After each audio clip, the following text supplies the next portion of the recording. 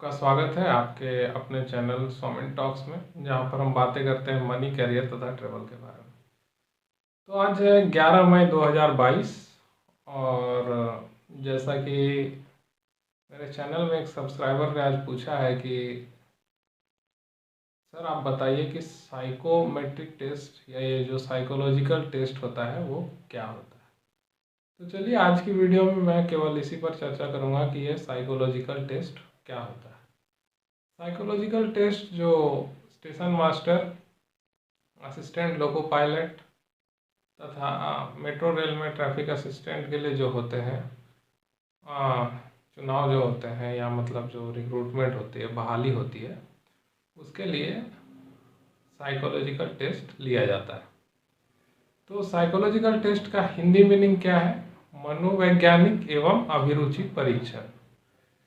तो अब हम इसके बारे में थोड़ा सा डिटेल में जानेंगे। तो मनोवैज्ञानिक और जो अभिरुचि परीक्षण है, ये रेलवे के सेफ्टी कैटेगरी से जुड़े पदों के लिए, जिसमें स्टेशन मास्टर, लोको पायलट तथा मेट्रो रेल में ट्रैफिक असिस्टेंट जो है वो प्रमुख हैं। तो इनके लिए रेलवे CBT 2 के बाद कोई टाइपिंग टेस्ट या स्किल टेस्ट वगैरह अरेंज ना करके कंप्यूटर बेस्ड एप्टीट्यूड टेस्ट का अरेंजमेंट करती है। इसको पहले मनोवैज्ञानिक टेस्ट जो ऑफलाइन होता था उसमें कहा जाता था, अब इसको कंप्यूटर बेस्ड एप्टीट्यूड टेस्ट कहा जाता है। तो इस टेस्ट में क्या होता है, कैसे इसको अटेम्प्ट करेंगे, कौन सा किताब इसके लिए उपयोगी रहेगा, कंप्यूटर बेस्ड पढ़ना चाहिए या नहीं पढ़ना चाहिए, सबके बारे में मैं आपको धीरे धीरे आगे और भी वीडियोस लाऊंगा तो जानकारी दूंगा। अभी मैं जान लेता हूँ कि इस चीज़ों का क्या महत्व है।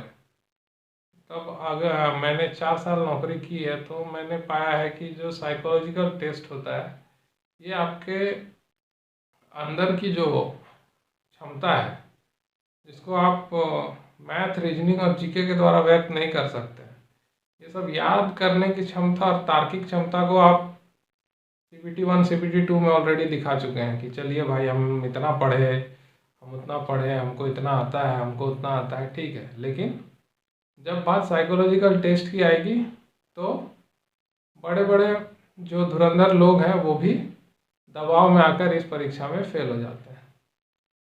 तो फिर साइकोलॉजिकल टेस्ट रेलवे क्यों लेता है? देखिए, रेल की जो नौकरी है वो बहुत दबाव भरी नौकरी होती है। आपका एक गलत डिसीजन बहुत सारे यात्रियों की जान को खतरे में डाल सकता है। तो इसको काउंटर करने के लिए, मतलब आपके मनोवैज्ञानिक क्षमता को जांचने के लिए रेलवे ने क्या किया है, उन्होंने एक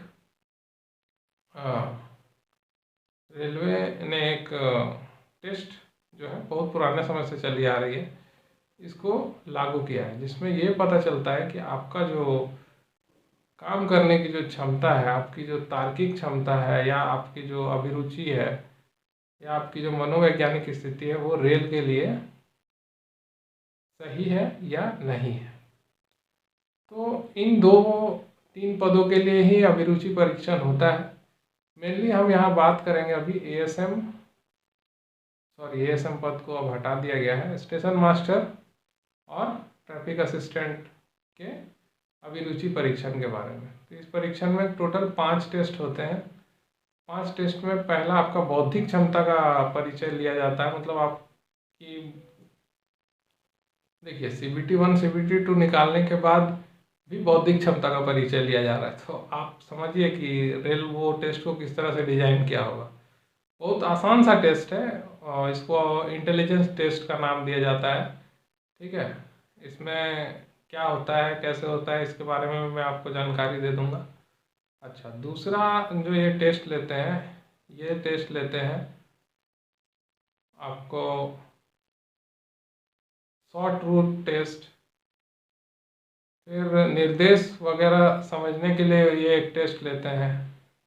फिर है आपका कंसंट्रेशन जांचने के लिए एक टेस्ट लिया जाता है, और सबसे अंतिम में जो टेस्ट लिया जाता है वो आपका जो तार्किक क्षमता है उसको टेस्ट किया जाता है।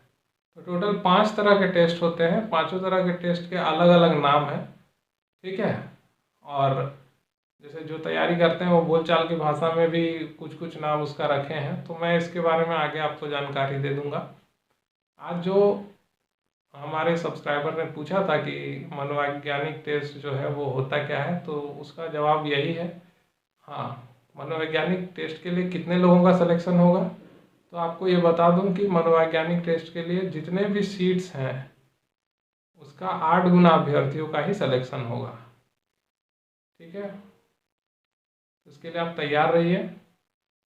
और दूसरी बात, जब मनोवैज्ञानिक टेस्ट किसी भी पोस्ट के साथ लिया जाता है, एसएम और ट्रैफिक असिस्टेंट के साथ, तो आपका जो CBT 2 का मार्क्स है उसको 70% तथा मनोवैज्ञानिक टेस्ट में जो मार्क्स आप अर्जित करते हैं उसका 30%, इस दोनों को मिलाकर 100 में जो अंक आता है उसी पर आपका कट ऑफ डिसाइड किया जाता है और फाइनल मेरिट डिसाइड की जाती है।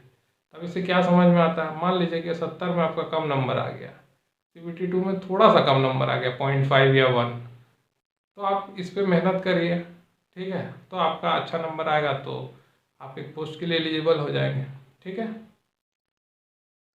अब हम ये एक मतलब आप लोगों को इन्फॉर्मेशन दे देते हैं कि रेलवे ने इस बार जो है नॉर्मलाइजेशन को जो ख़त्म करने का बीड़ा उठाया था, वो लगभग रेलवे ने कमिट कर दिया है कि वो अब नॉर्मलाइजेशन नहीं करेगी, क्योंकि उन्होंने एक ही शिफ्ट में प्रत्येक RRB का एग्ज़ाम ले लिया है।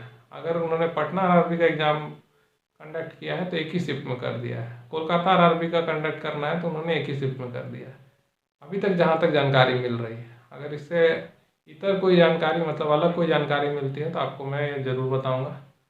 हाँ, तो जाते जाते घबराने की कोई बात नहीं है, आपको तैयारी करनी है। तैयारी किन किताबों से करनी है तो मैं आपको स्क्रीनशॉट्स दे देता हूँ जिस किताब से मैंने तैयारी की थी। ये कोई मतलब देखिए, ये वीडियो देखने के बाद नीचे कमेंट बॉक्स में लोग पूछेंगे कि आप कौन से किताब से तैयारी किए थे, उससे बेहतर है कि मैं अभी ही जाते जाते आपको 2 किताबों का स्क्रीनशॉट दे दूं कि मैंने इस किताब से तैयारी की थी और मैंने ऑफलाइन तैयारी की थी, मैंने कहीं से कोचिंग वगैरह नहीं ली थी, ठीक है। तो मैं आपको इनकरेज नहीं कर रहा हूँ कोचिंग लेने के लिए, ठीक है। देखिए, इसके लिए अगर आप कोचिंग लेते हैं या कोचिंग नहीं लेते हैं, 2 तरह का चीज़ होगा। पहला, आपको एकदम नहीं पता है, आपके पास पैसा है, आप कोचिंग लीजिए, आपका सिलेक्शन हो जाता है, आपका भी नाम होगा, कोचिंग इंस्टीट्यूट का भी नाम होगा, अच्छा बात है, आपको तो सिलेक्शन से मतलब है। दूसरा चीज़, आप कोचिंग लेते हैं, आपका सिलेक्शन नहीं होगा, आप सोचेंगे अरे तैयारी ठीक से नहीं की है। ऑफलाइन पढ़ने के लिए आप पढ़ेंगे, ठीक है, उसके बाद आप जो परीक्षा देंगे, ठीक है, उस पर अगर आप बिना दबाव का परीक्षा देते हैं, सिलेक्शन हो जाएगा तो बोलेंगे चलो ठीक है अपने से किए, नहीं कर पाते हैं तो फिर बोलेंगे कि हमको तैयारी कर लेना चाहिए था। 4 कंडीशन अराइज होता है, आपका दिल जो बोलता है, आपका दिमाग जो बोलता है आप वही करिए।